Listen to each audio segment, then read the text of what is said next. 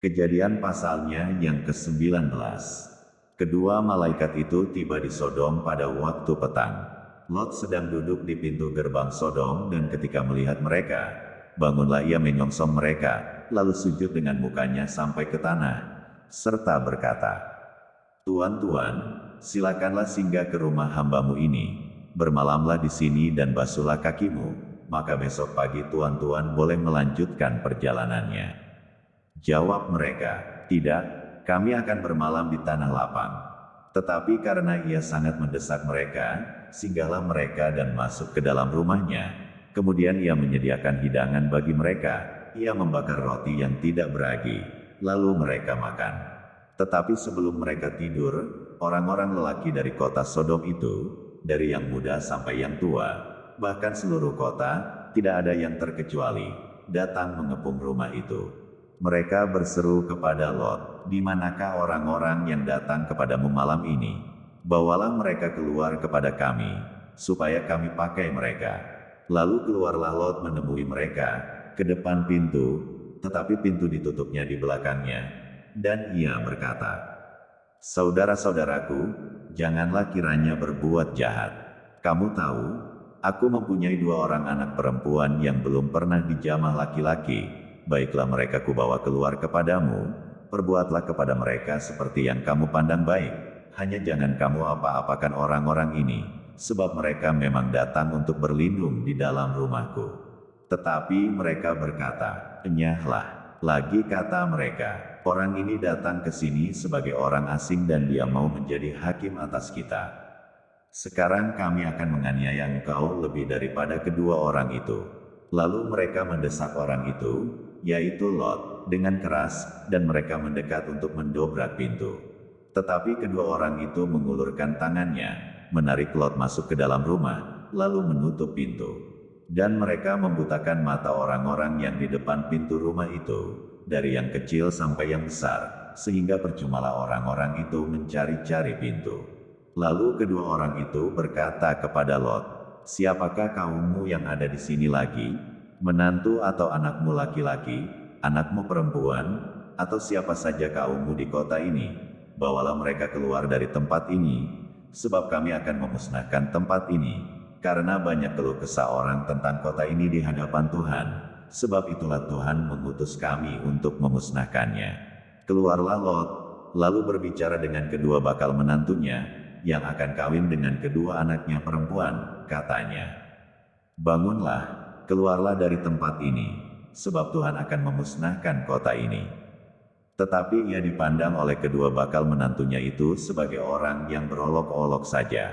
Ketika fajar telah menyingsing, kedua malaikat itu mendesak Lot, supaya bersegera, katanya, "Bangunlah, bawalah istrimu dan kedua anakmu yang ada di sini, supaya engkau jangan mati lenyap karena kedurjanaan kota ini." Ketika ia berlambat-lambat, maka tangannya, tangan istri dan tangan kedua anaknya dipegang oleh kedua orang itu, sebab Tuhan hendak mengasihani dia. Lalu kedua orang itu menuntunnya keluar kota dan melepaskannya di sana.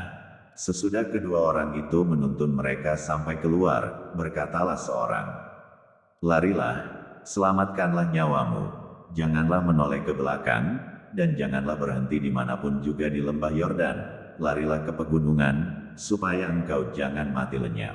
Kata Lot kepada mereka, "Janganlah kiranya demikian, tuanku. Sungguhlah hambamu ini telah dikaruniai belas kasihan di hadapanmu, dan tuanku telah berbuat kemurahan besar kepadaku dengan memelihara hidupku. Tetapi jika aku harus lari ke pegunungan, pastilah aku akan tersusul oleh bencana itu, sehingga matilah aku. Sungguhlah kota yang di sana itu cukup dekat kiranya untuk lari ke sana. Kota itu kecil, izinkanlah kiranya aku lari ke sana." "Bukankah kota itu kecil? Jika demikian, nyawaku akan terpelihara," sahut malaikat itu kepadanya. "Baiklah, dalam hal ini pun permintaanmu akan kuterima dengan baik, yakni kota yang telah kau sebut itu tidak akan kutunggang balikkan. Cepatlah, larilah ke sana, sebab aku tidak dapat berbuat apa-apa sebelum engkau sampai ke sana." Itulah sebabnya nama kota itu disebut Zoar. Matahari telah terbit menyinari bumi, ketika Lot tiba di Zoar. Kemudian Tuhan menurunkan hujan belerang dan api atas Sodom dan Gomora, berasal dari Tuhan, dari langit, dan ditunggang-balikkan nyala kota-kota itu dan lembah Yordan dan semua penduduk kota-kota serta tumbuh-tumbuhan di tanah. Tetapi istri Lot, yang berjalan mengikutnya, menoleh ke belakang, lalu menjadi tiang garam. Ketika Abraham pagi-pagi pergi ke tempat ia berdiri di hadapan Tuhan itu, dan memandang ke arah Sodom dan Gomora serta ke seluruh tanah lembah Yordan, maka dilihatnyalah asap dari bumi membubung ke atas sebagai asap dari dapur peleburan. Demikianlah pada waktu Allah memusnahkan kota-kota di lembah Yordan dan menunggang-balikkan kota-kota kediaman Lot, maka Allah ingat kepada Abraham, lalu dikeluarkannyalah Lot dari tengah-tengah tempat yang ditunggang-balikkan itu. Pergilah Lot dari Zoar dan ia menetap bersama-sama dengan kedua anaknya perempuan di pegunungan, sebab ia tidak berani tinggal di Zoar, maka diamlah ia dalam suatu gua beserta kedua anaknya. Kata kakaknya kepada adiknya, "Ayah kita telah tua, dan tidak ada laki-laki di negeri ini yang dapat menghampiri kita, seperti kebiasaan seluruh bumi. Marilah kita beri ayah kita minum anggur, lalu kita tidur dengan dia, supaya kita menyambung keturunan dari ayah kita." Pada malam itu mereka memberi ayah mereka minum anggur, lalu masuklah yang lebih tua untuk tidur dengan ayahnya, dan ayahnya itu tidak mengetahui ketika anaknya itu tidur dan ketika ia bangun. Keesokan harinya berkatalah kakaknya kepada adiknya, "Tadi malam aku telah tidur dengan ayah, baiklah malam ini juga kita beri dia minum anggur. Masuklah engkau untuk tidur dengan dia, supaya kita menyambung keturunan dari ayah kita." Demikianlah juga pada malam itu, mereka memberi ayah mereka minum anggur, lalu bangunlah yang lebih muda untuk tidur dengan ayahnya, dan ayahnya itu tidak mengetahui ketika anaknya itu tidur dan ketika ia bangun. Lalu mengandunglah kedua anak Lot itu dari ayah mereka. Yang lebih tua melahirkan seorang anak laki-laki, dan menamainya Moab, dialah bapa orang Moab yang sekarang. Yang lebih muda pun melahirkan seorang anak laki-laki, dan menamainya Ben-Ami, dialah bapa Bani Amon yang sekarang. Kejadian pasalnya yang ke-20. Lalu Abraham berangkat dari situ ke tanah Negeb dan ia menetap antara Kades dan Syur. Ia tinggal di Gerar sebagai orang asing.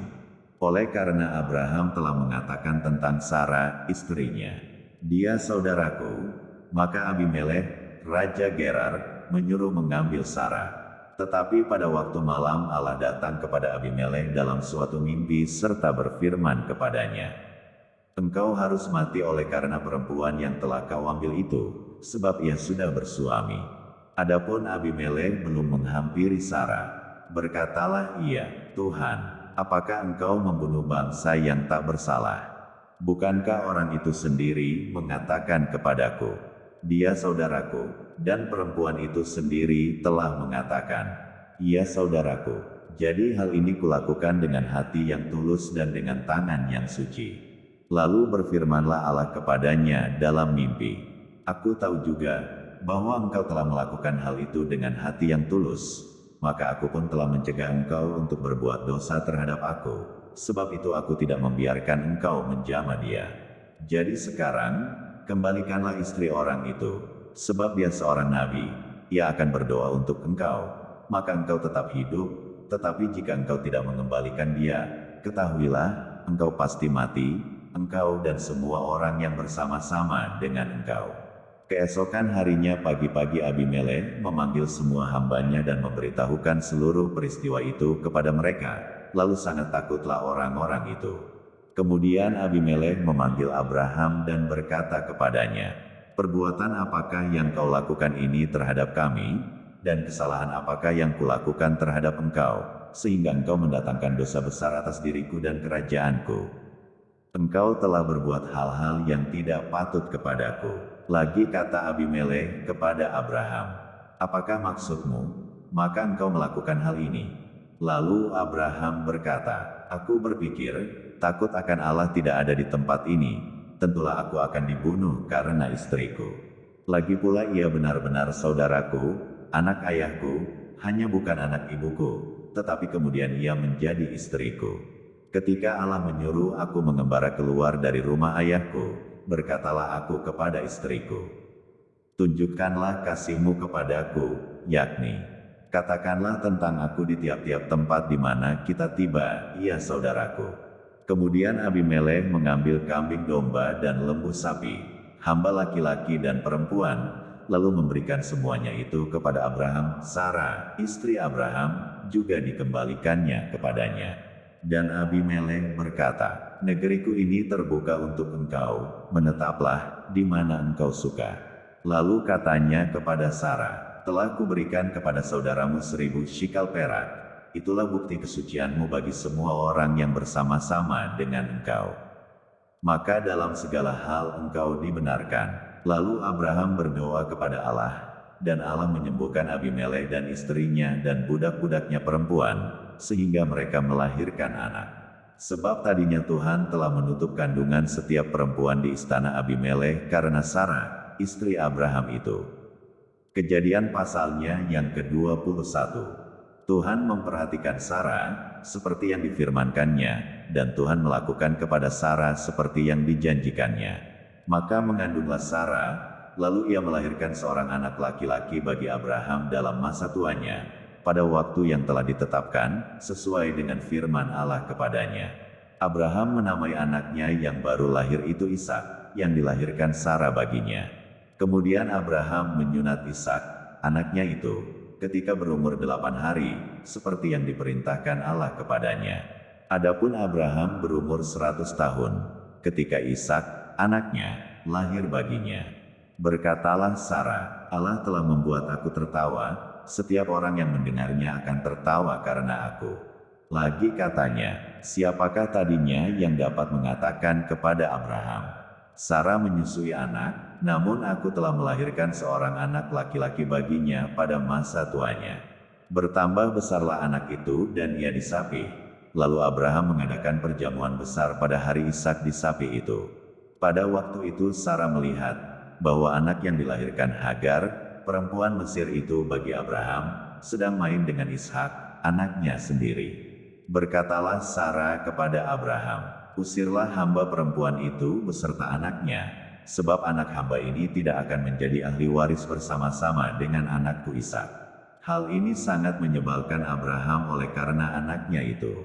Tetapi Allah berfirman kepada Abraham, janganlah sebal hatimu karena hal anak dan budakmu itu, dalam segala yang dikatakan Sarah kepadamu, haruslah engkau mendengarkannya, sebab yang akan disebut keturunanmu ialah yang berasal dari Ishak. Tetapi keturunan dari hambamu itu juga akan kubuat menjadi suatu bangsa, karena ia pun anakmu. Keesokan harinya pagi-pagi Abraham mengambil roti serta sekirbat air dan memberikannya kepada Hagar. Ia meletakkan itu beserta anaknya di atas bahu Hagar, kemudian disuruhnyalah perempuan itu pergi. Maka pergilah Hagar dan mengembara di padang gurun Beersheba. Ketika air yang dikirbat itu habis, dibuangnyalah anak itu ke bawah semak-semak, dan ia duduk agak jauh, kira-kira sepemanah jauhnya, sebab katanya, tidak tahan aku melihat anak itu mati. Sedang ia duduk di situ, menangislah ia dengan suara nyaring. Allah mendengar suara anak itu, lalu malaikat Allah berseru dari langit kepada Hagar, katanya kepadanya, apakah yang engkau susahkan, Hagar? Janganlah takut, sebab Allah telah mendengar suara anak itu dari tempat ia terbaring. Bangunlah, angkatlah anak itu, dan bimbinglah dia, sebab aku akan membuat dia menjadi bangsa yang besar. Lalu Allah membuka mata Hagar, sehingga ia melihat sebuah sumur. Ia pergi mengisi kirbatnya dengan air, kemudian diberinya anak itu minum. Allah menyertai anak itu, sehingga ia bertambah besar, ia menetap di padang gurun dan menjadi seorang pemanah. Maka tinggallah ia di padang gurun Paran, dan ibunya mengambil seorang istri baginya dari tanah Mesir. Pada waktu itu Abimelekh, beserta Pikhol, panglima tentaranya, berkata kepada Abraham, Allah menyertai engkau dalam segala sesuatu yang engkau lakukan. Oleh sebab itu, bersumpahlah kepadaku di sini demi Allah, bahwa engkau tidak akan berlaku curang kepadaku, atau kepada anak-anakku, atau kepada cucu cicitku, sesuai dengan persahabatan yang kulakukan kepadamu. Demikianlah harus engkau berlaku kepadaku dan kepada negeri yang kau tinggali sebagai orang asing. Lalu kata Abraham, aku bersumpah. Tetapi Abraham menyesali Abimelekh tentang sebuah sumur yang telah dirampas oleh hamba-hamba Abimelekh. Jawab Abimelekh, aku tidak tahu siapa yang melakukan hal itu, lagi tidak kau beritahukan kepadaku, dan sampai hari ini belum pula ku dengar.